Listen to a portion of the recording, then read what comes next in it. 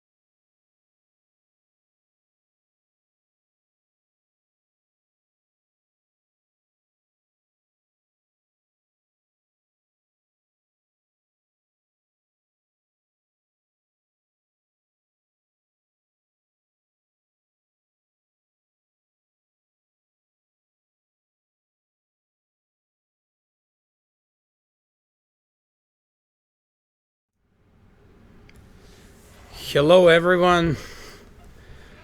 We're in the second round of the European Club Cup in Novi Sad 2016. As you know, my name is International Master Miodrag Perunovic, and I'll be providing comments and analysis for you today. Stay with us. All the time we will be analyzing the games of the mostly of the top players in this tournament, and right now you have on the board game between Artemyev and Mammadyarov. This is the match between one of two major rivals in this tournament. Ladia Kazan, their team is consisted of Artemyev, Kamsky, Timofeev, Hassan Gatin, Faiz Rahmanov and Murtazin, and on the other hand we have the Serbian team, Sveti Nikolai Srpski. They have Mammadyarov on the first board, Raport, Morozovic, and three best Serbian players, Ivanišević, Markuš and Perunovic.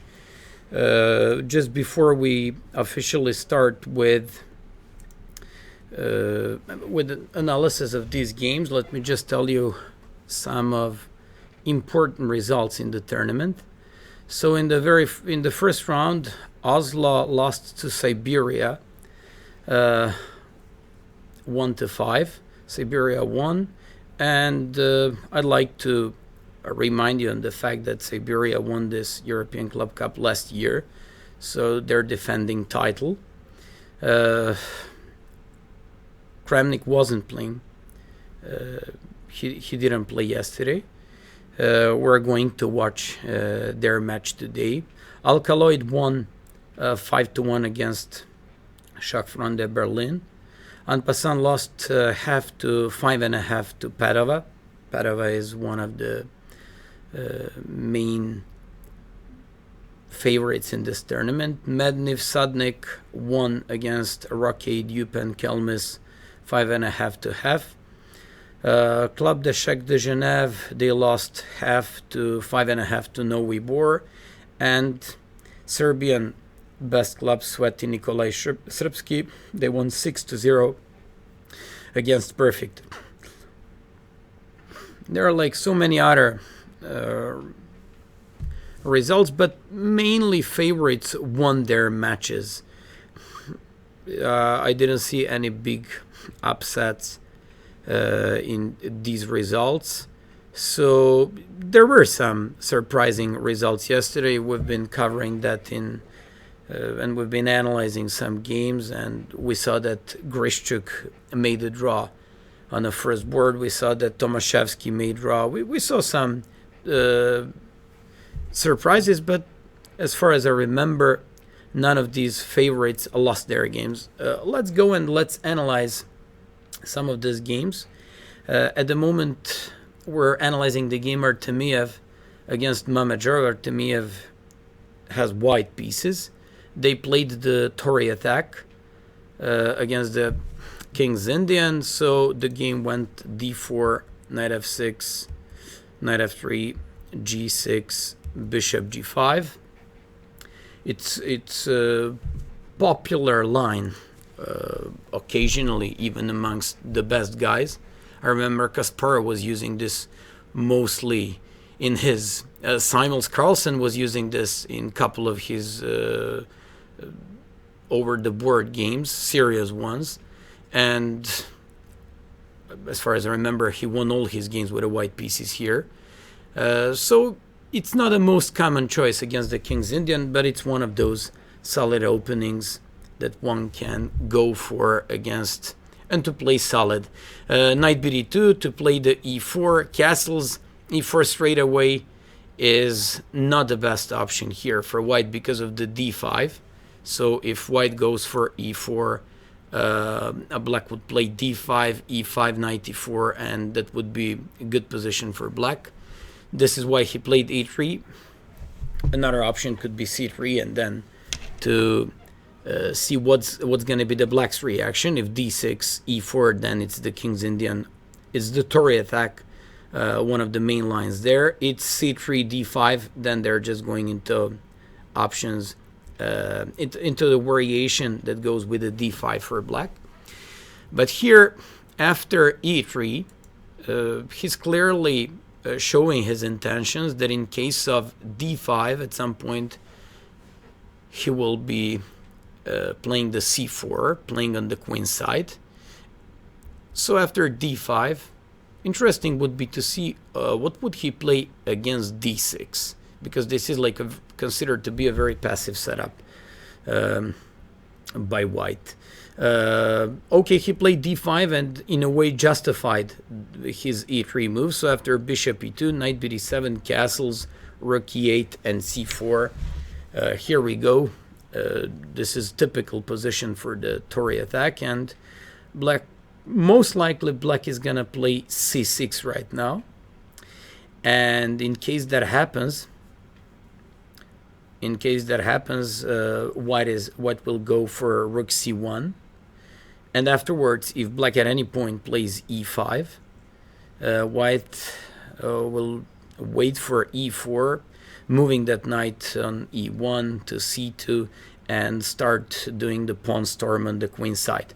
Once again, just because you can see the names of the players, I'll repeat, we're analyzing the game between Artemyev from Ladia Kazan and Mammadyarov, who's playing the top board for the Serbian club. Okay, let's move on the next game. Now we're going to check the game between Adass and Grischuk. Unfortunately, I don't see moves played in this one. Probably there are some problem. Okay, now we're just analyzing the game between ex-Serbian champion Boguslavic and Ding Liren.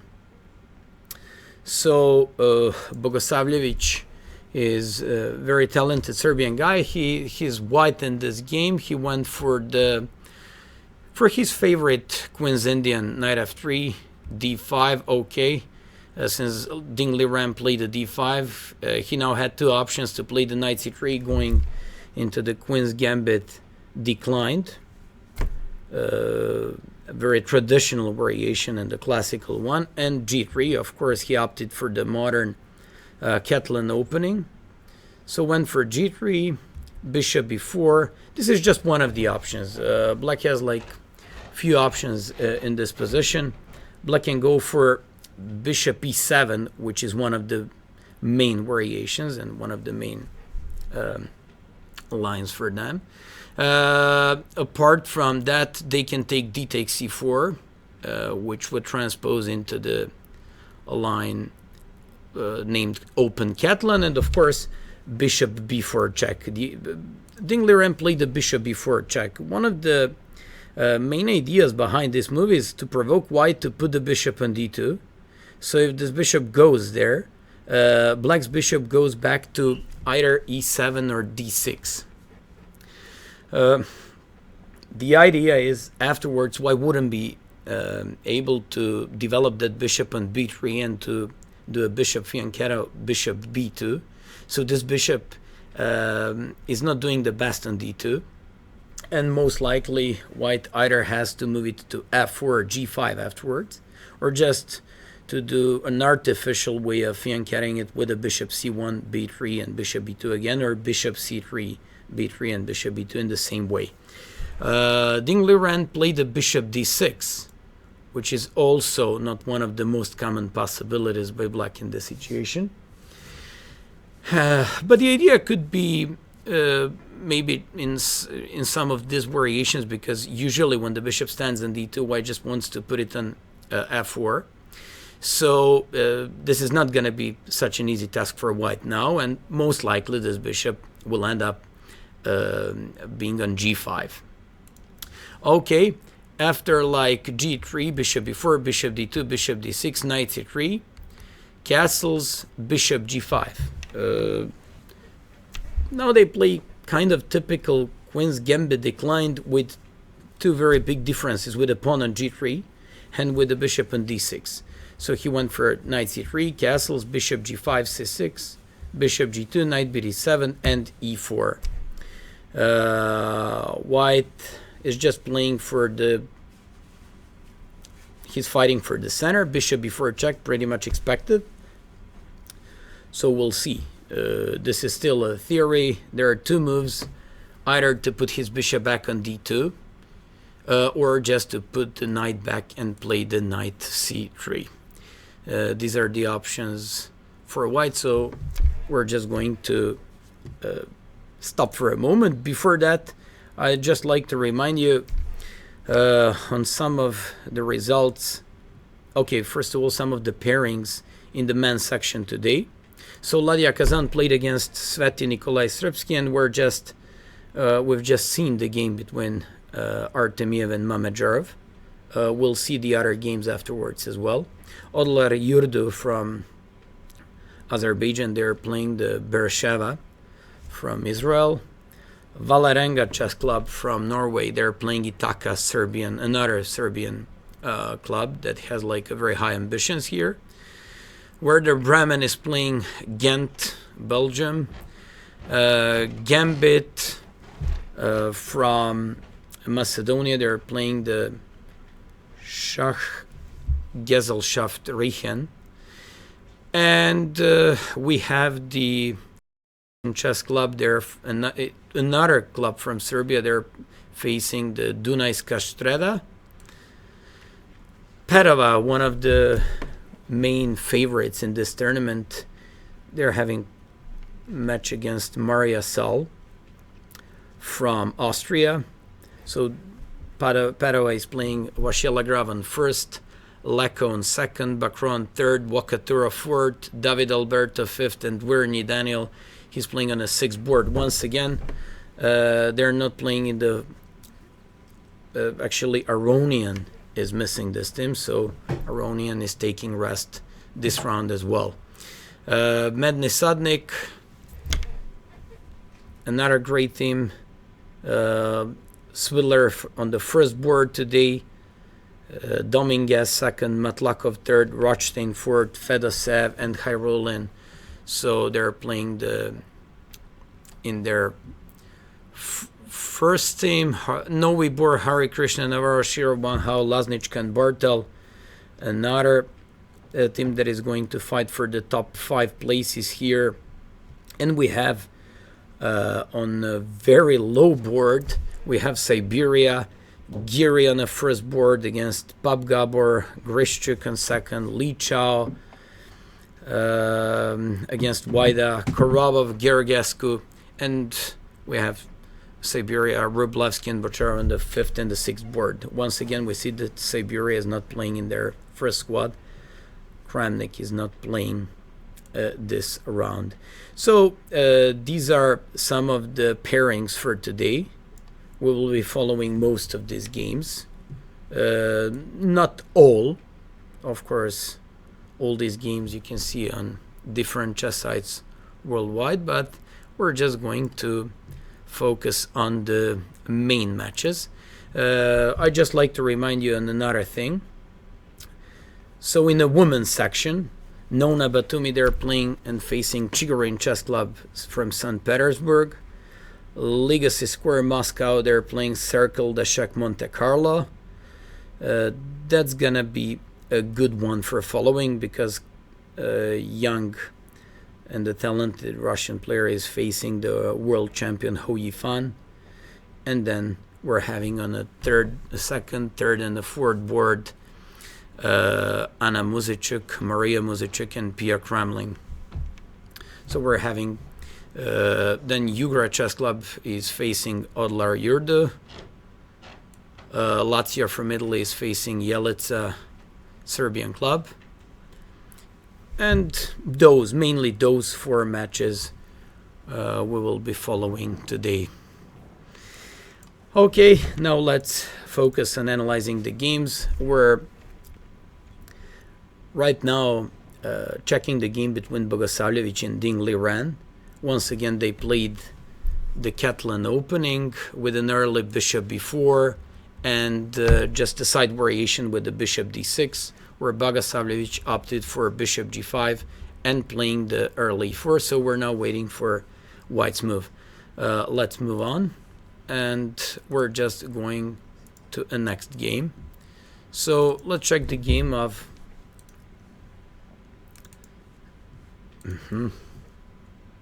there are some problems with the broadcast on Play Chess.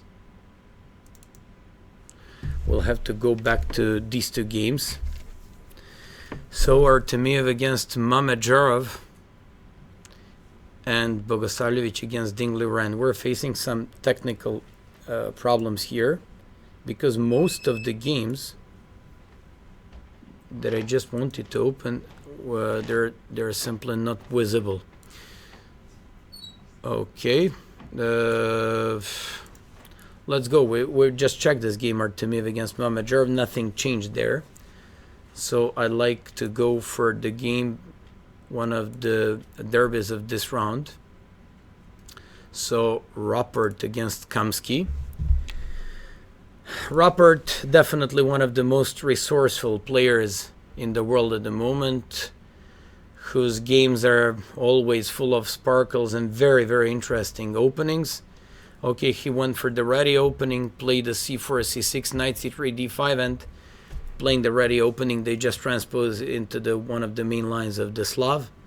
Kamsky opted for his favorite a6 Chabanenko variation in the Slav. e3, bishop f5, queen b3, rook a7. Okay, all these moves are more or less just the main moves of this variation. Black now at his disposal has two possibilities, knight bd7 or g6.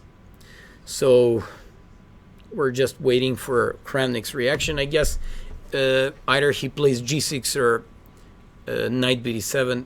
Basically, both of these moves are part of one plan. Black will try somehow to push the e5 pawn and to break in the center afterwards.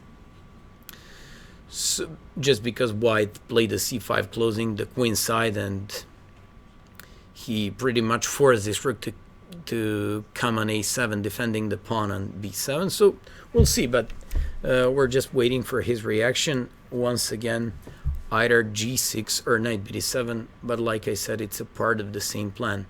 Rauf made a great game yesterday. We analyzed that game for you, and he made a great attack with the black pieces. He really did good there. Just like I said, one of the most interesting players in the world at the moment, and everybody enjoys analyzing his games a lot. Okay, apart from these games, I'd just like to tell you that afterwards we'll analyze not just the games of best men's, but also best women games and teams. Okay, in this game, Rauf against Kamsky, nothing is changing at the moment. So once again, just for those who haven't seen what happened there, so they played the ready opening, then they just transposed into the Slav Chabanenko variation. Okay, we've got to move by Kamsky. He played bishop g4. It's a normal idea because, just like I told you, he'll be trying to push e5, breaking in the center afterwards. So he needs to make space for either his dark square bishop via g6 and bishop g7, or playing the knight bd7 e5 and or knight bd7 e6 bishop e7. It depends a lot on white's reaction here. This is already a very original variation, and this is going to be an interesting game as well. Let's move from this game. Let's get going to one of the best games today between Vachier and Vachier, but for some reason we still don't have these moves. Sorry for this. Iwanchuk against Lupulescu. Okay, Iwanchuk had a great game. We had a chance to analyze that game yesterday as well. he outplayed a rising young star from Netherlands yesterday. That was a very good game in the Nightturf. If you remember, he beat Jordan One Forest with the black pieces, playing the Nightturf, actually the Dragadurf opening with it. There here we just have the Nimzo Indian Rubinstein variation, one of the main lines. Lupulescu went for d5, knight f3, castles, bishop d3, c5, castles. All these moves are well known. C takes d4, creating a isolated pawn. D takes c4, bishop c4, b6. This is one of the hyper solid variations with the black pieces, especially lately when black facing the top level players. I remember checking some really top games played by Aronian, Leko, Adams and others with the black pieces. They rarely lost any games in this line with black. Bishop g5, queen e2, knight bd7, and here we go. White can go for d5, which is one of the main ideas. Rook ac1 or just knight to e5. Iwan opted for this one. The idea behind this move is if black at any point takes on c3, so he can have at disposal two reactions, taking by pawn, creating a passed pawns. But of course, since he put a rook on c1, he would, I guess, gladly take by rook, and after knight e5, involving this rook, using the rook lifting along the third rank and on the king side. After h6, usually such moves, when black plays against the isolated pawn, are very committing, because whoever plays against isolated pawn, he in a way has to defend himself, and usually what is just going to go for some rook lifting, he's going to go for some battery a3, bishop a2, bishop b1, queen d3, doing the battery and the attack on the king side. And when he plays h6, he cannot anymore playing g6. But okay, obviously he's intending to put the bishop back. That's what he did here. And to go for knight h5 here. This reaction reminds me on famous game between Korchnoi and Karpov. Very similar position to that game where Karpov played knight h5, and White has no other solutions but to simply trade his bishops off, and afterwards, as more pieces as black managed to exchange, he would just have an easier game since he's playing against the IQP. Okay, we're gonna keep following this game between Iwanchuk and Lupulescu. Okay, well, we're waiting for Iwanchuk's move. By the way, here, for example, White has few possibilities to either put his rook on and supporting the d4 pawn, playing rook f to d1, supporting the d5, placing this knight on e5, playing rook f to e1, or just doing a very typical a3, bishop a2, bishop b1 maneuver, where this light square bishop wants to end up on being on b1, placing the queen on d3 afterwards, and somehow storming all his minor pieces and the attacking possibilities, using those on the king side. We'll see what's gonna happen with this game. Okay, let's get going and move to a game of Anish Giri. This was one of the lines, obviously, in open Ruy Lopez. So let's have a look at this one. Okay, this is the Ruy Lopez, knight f6, castles, knight e4. Nowadays, this variation is getting more and more supporters.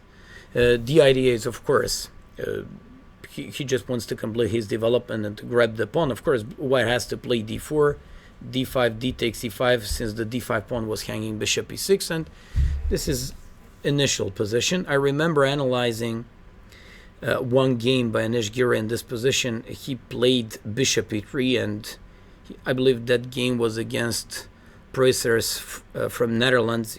He really did great there and won that game. But now he changed. He switched to the queen e2. Probably he wants to avoid some perhaps by Pep. So Pop Gabor went for this one. Okay, queen e2. The idea behind this move is to play rook to d1 followed by c4. I remember Li Chao used this variation in a few years back against somebody and won in a very nice way. Okay, so after queen e2, bishop e7, rook to d1, he went for this c4 idea. The rest of the game, he'll just try to take advantage of the isolated pawn on d5 and somehow fighting against it. Okay, after bishop c5, bishop e3, I'm not exactly sure how good is for black is to exchange all his pieces since he's dealing with some serial structural problems. I mainly talk about the a6 isolated pawn and the c7 and d5 pawns. So after queen b8, bishop b3, and queen b6, although I'll have to say that this guy has like a very good opening perhaps, and it will be very interesting to see what happens here. Of course, after queen b6, c takes b6, knight a3, rook f to d8. We're still having knight c2 and knight a5. Believe it or not, we're still having a theoretical position. Okay, 19 moves were played, and yeah, I guess this is all part of black's preparation for this game. Now white has at his disposal knight b4 or knight cd4. We'll see what is he gonna do here. There are like options of playing the knight e3. Okay, but they're theoretical moves. I guess knight cd4 makes sense because in case he plays knight cd4, he's going to block the isolated pawn d5.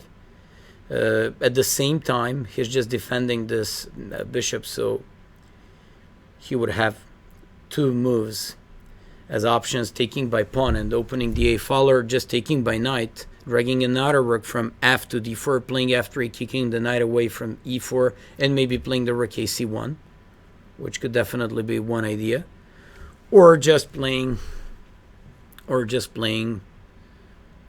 rook ac1 straight away. So we'll see what is black gonna do. Maybe knight c4 in this position, something like this, defending the pawn and playing a position like this.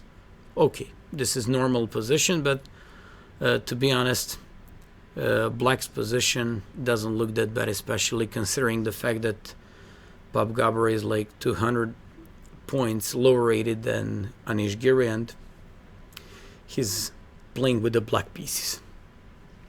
Okay, we'll see what will happen. This is the current position. We're waiting for the move. Apart from this move, maybe some knight a3 if he wants to allow knight takes b3, but those moves are always dangerous because after knight takes b3 and maybe a takes b3, a5, I don't see problems. Okay, but still, white is doing better since he can always use his knight jumping on d4 and playing f3, getting rid of the knight, central knight on e4. We'll keep analyzing this game, but a little bit later. So let's move to some other games. Let's go back to Artemyev against Mammadyarov. Position has changed just a little bit. They played one more move.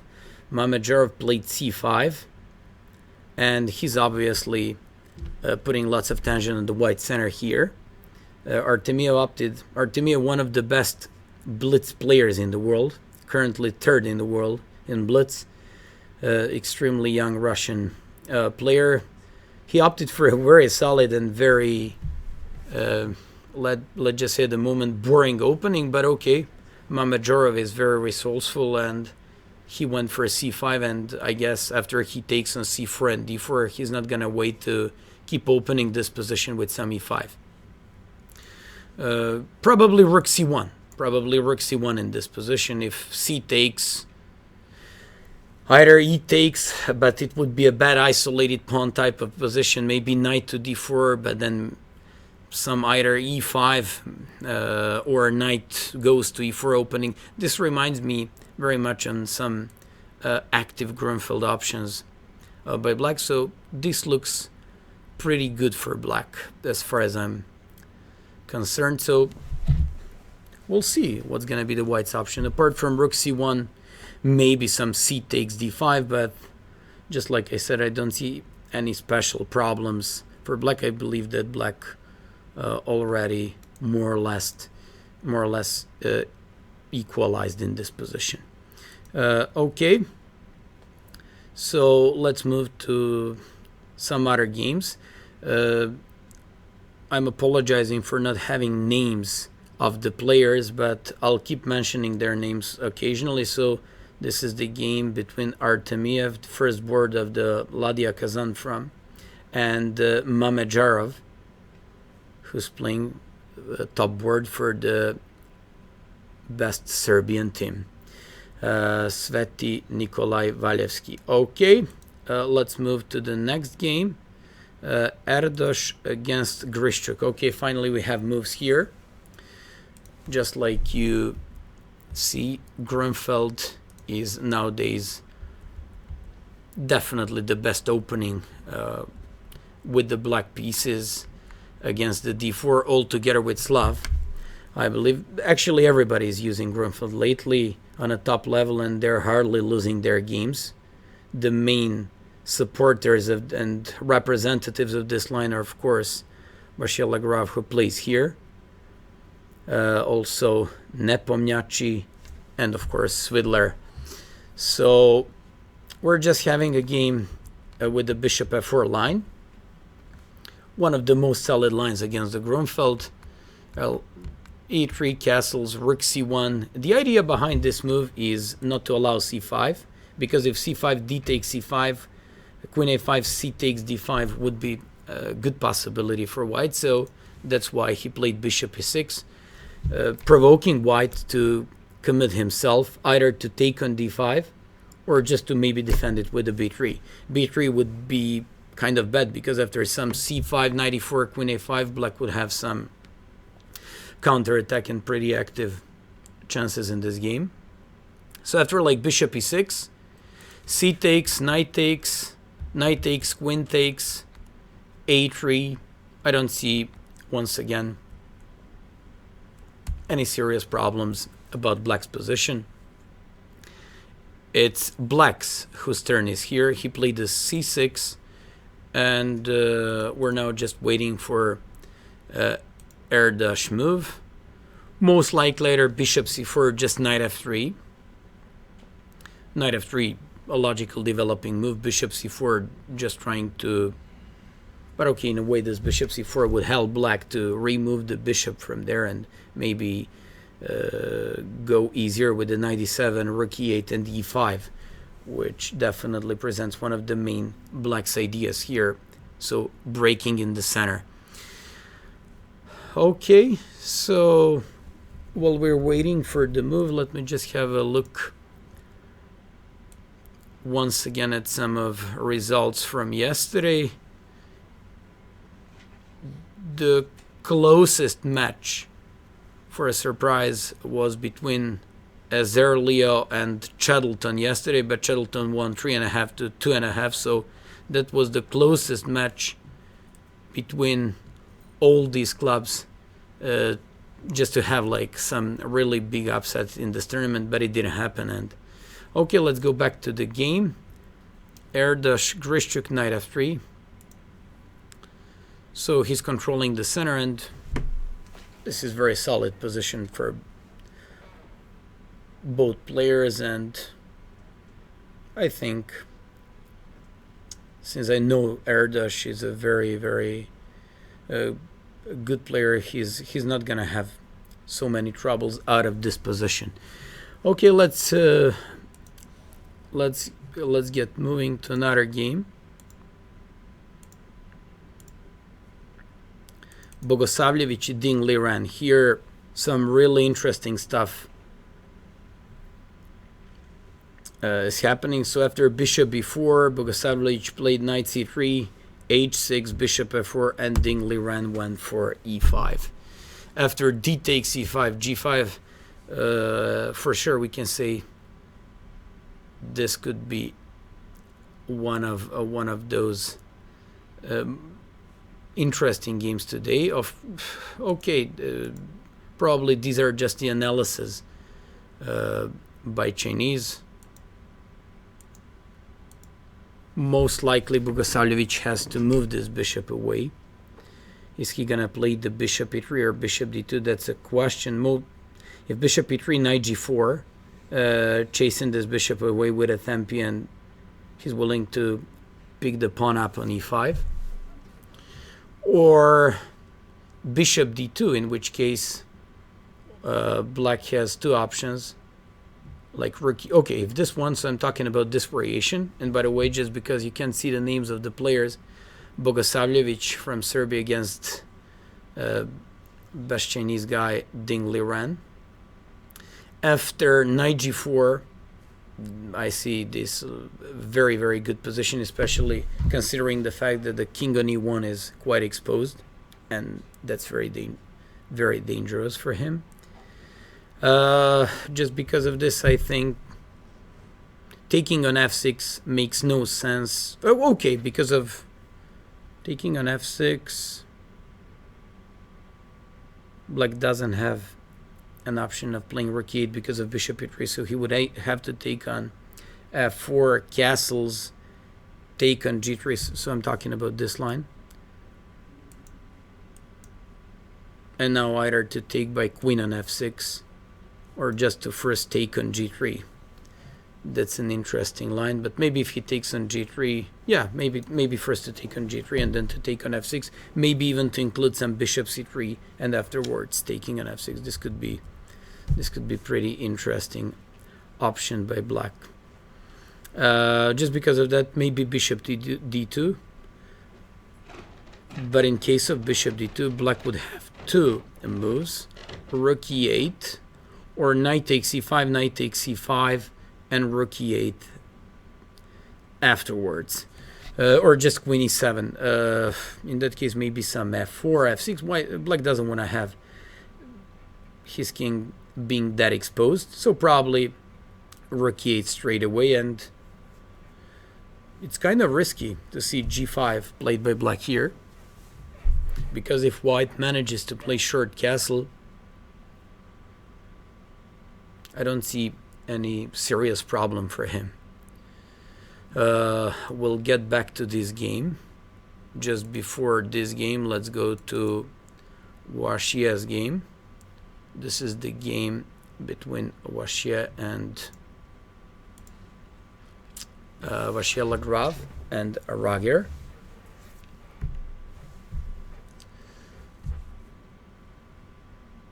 Okay, so knight f3, knight f6, g3. We had another variation that started like ready opening, then transposed into one of the main lines of the English opening. And we have this line with the knight c6, where knight c6 castles. Okay, this is not the only move. Of course, there are moves like e3, there is knight c6, there is knight c2 line. And he just went for of course the main line castles, queen a5. Also, queen a5 is not the only move. The main line is just knight takes d4, queen d4, and d6, followed by bishop e6, rook c8, queen a5, or just bishop e6, queen a5, rook fc8, keeping the rook on a8 to be able to play a rook ab8, a6, and b5. Those are possibilities for black, but he went for queen a5 first. One of the ideas is not only to connect the rooks on the back rank, but also to, in some situations, to transfer this queen to the king side and play queen h5 followed by bishop h3 and knight g4. Idea reminds me on a Grand Prix attack ideas in this opening. Okay. Just before we move on, so e3 was in the game, d6, bishop d2, queen c5. An interesting position. White certainly threatens to play. Okay, he defended the pawn c4. He wants to play the knight a4, kicking this queen away. Playing d3 he surely stopped the ideas of the queen h5. First of all, because white has...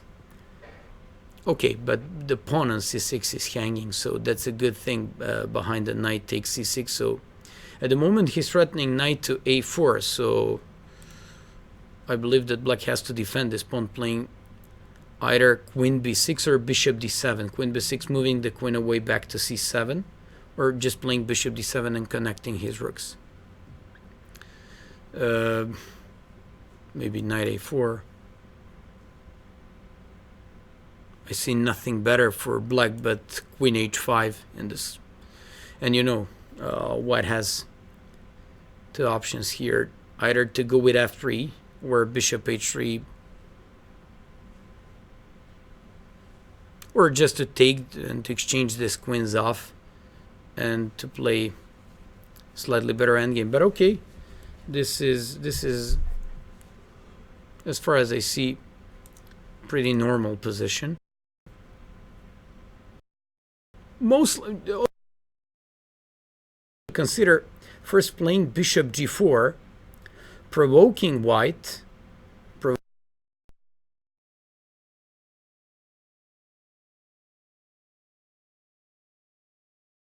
then to put the back to d7, defending the pawn, c6, and then to remove this queen to h5.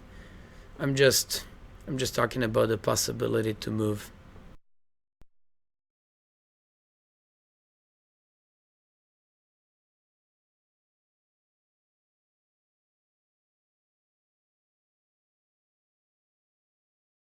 At the moment.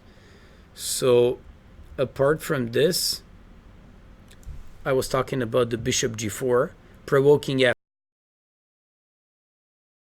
It's kind of committing by white because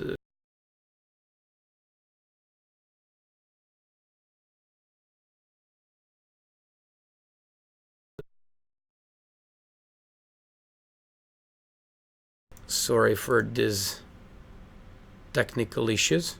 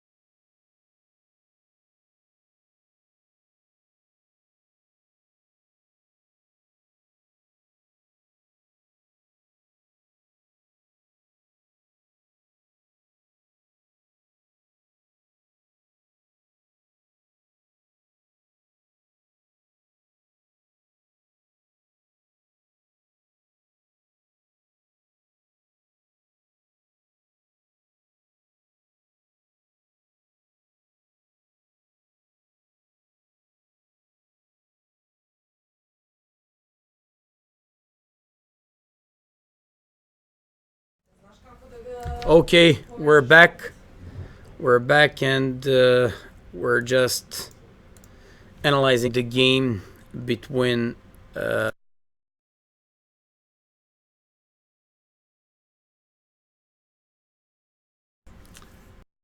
so at the moment we're waiting for the black's move. I'm expecting either bishop d7 or bishop g4 by black.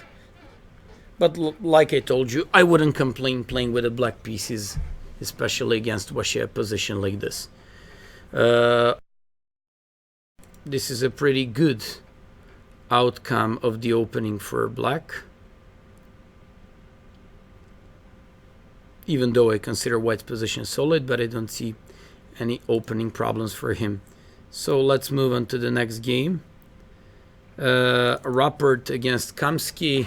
We're having some really nice and interesting moves in this game. Pretty much expected by Rauf. We've been talking about him yesterday in the stream. I also mentioned a couple of times how creative and resourceful he could be in different type of positions. And here we're just talking about the Chebanenko-Slav variation with the bishop g4. Where Kamsky was trying to do knight bd7 as a part of the e5 break in the center, or just g6 followed by bishop g7 castle Rook e8, knight bd7, and breaking in the center with e5. But of course, Rauf didn't allow that, and he just went for a very, very sharp g5 idea. I like this a lot, because if this knight goes to e4, White has idea of capturing on g6 and then taking on e4,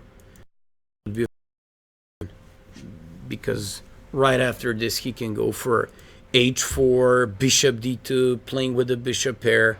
Kamsky would have in this position. First of all, he's definitely in a very bad development. Look at the rook on a7.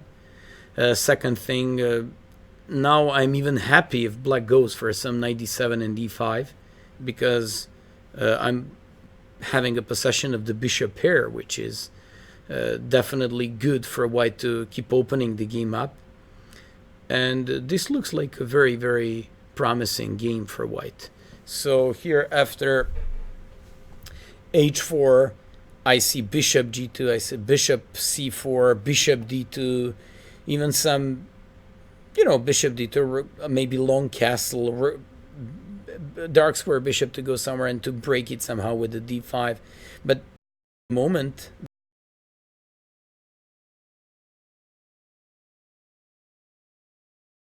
for this move, to facing this weakness. Sorry, first take on g6, my bad. So first take on g6, h takes g6, knight takes. He would face like a very serious trouble, e4 pawn, just because after bishop g2, black would have rook h4. I believe white should first play h4 to stop this and then to go g2. But okay, after g5, I was just analyzing this one. Maybe he should go with knight d7, because that's his idea anyways, to break in the center with e5, and also to break on the queen side with b6. So this looks like a normal position here. Knight g6.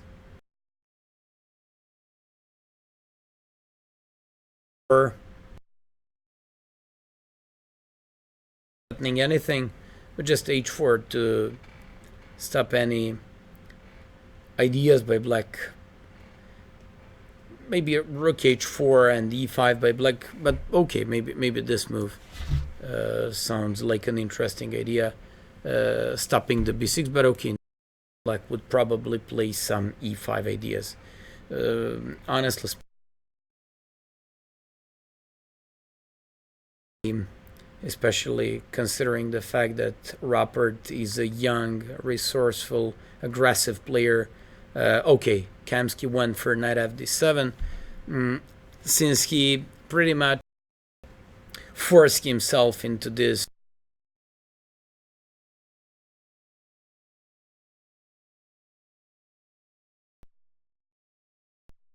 but I don't think he's gonna go for anything else but knight g6, and maybe afterwards knight e4, because he's quite happy with the bishop pair in this game. Okay, we'll just go back with this game. We'll just go back with knight after d7. Before we move on, let's go to, let me just check some other games. Iwan, some games that we haven't checked so far. So let's have a look at the game played between Shirov and Zelbell. It was the Rauf gambit variation. Bishop b5, f5. This is the Rauf gambit. d3 nowadays absolutely the most popular answer against this opening. And apart from this, of course, white can go for either d4 or knight c3. But nowadays everybody amongst these top players, they just go for d3. F takes, d takes, knight f6. And Shirov opted for the knight c3. Excuse me. So the main idea here for white always used to be short castle, completing his development and giving up the poison pawn on e4. But Shirov played the knight c3 as somebody who really likes to play these interesting openings and positions full of sacrifices, Shirov opted for the bishop pair position and for the pawn sack. This is going to be also interesting game, especially because Black's king is exposed. Shirov likes to play such positions. He's having bishop pair. I wouldn't put money on back in this position, so this is really, this is going to be an interesting game. What may happen here? So after queen c3, maybe to attack this knight either by, I don't know, I'm considering moves like queen to d3, but in that case maybe some knight c5 with,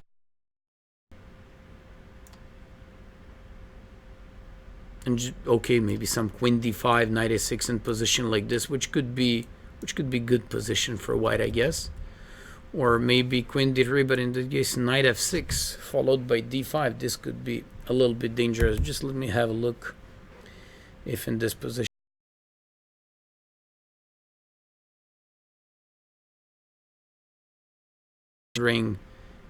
if d5 was defending the knight but then castles.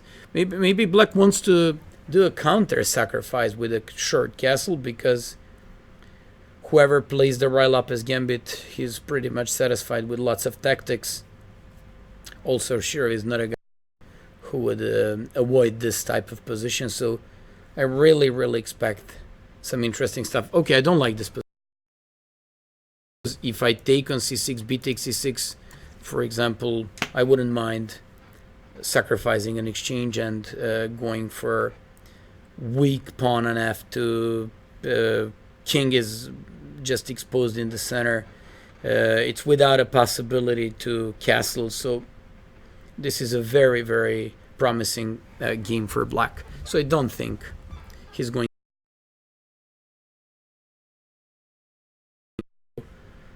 I'm pretty sure he'll find some ways in this position to attack. Maybe queen to b3, maybe something like this, but in that case also d5, knight e5, and if nothing else, have this. Let me just have a look. In that case, he doesn't have castle like in previous position, because then the rook on a8 and the pawn d5, these would be hanging pieces. Okay, he would have to play queen d6 and would have a game like this. And once again, I have to admit that I like black's position, because probably queen to a3, and he would find a way to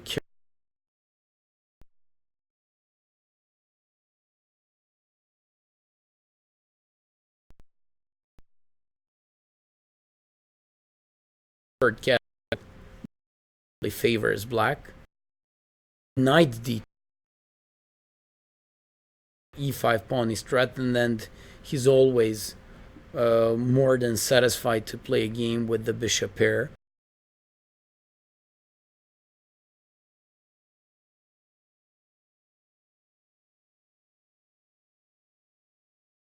Go back to this game.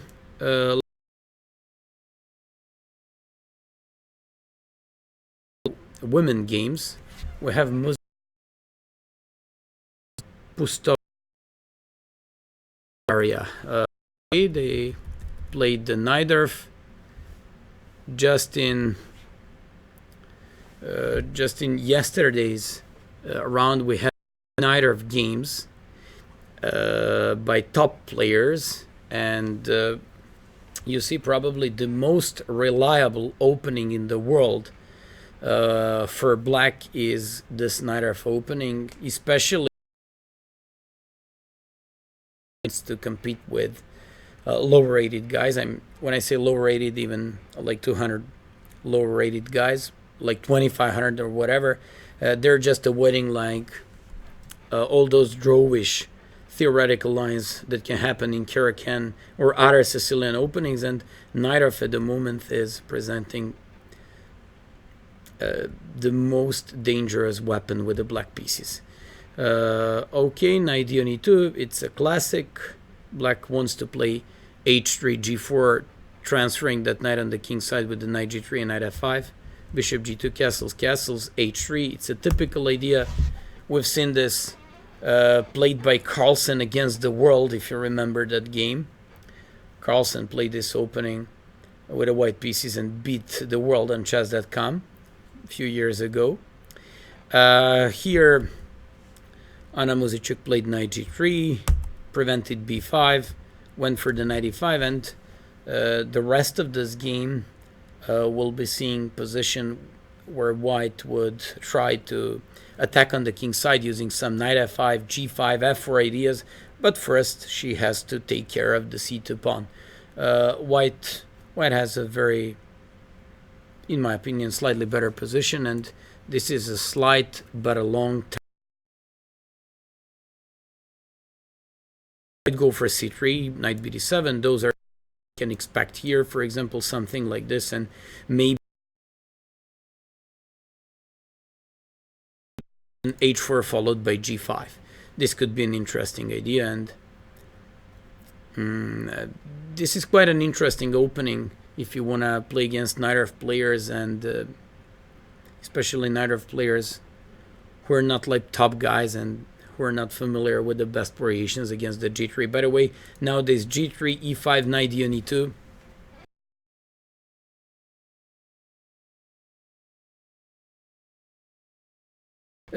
Sorry, first bishop e7, and in this position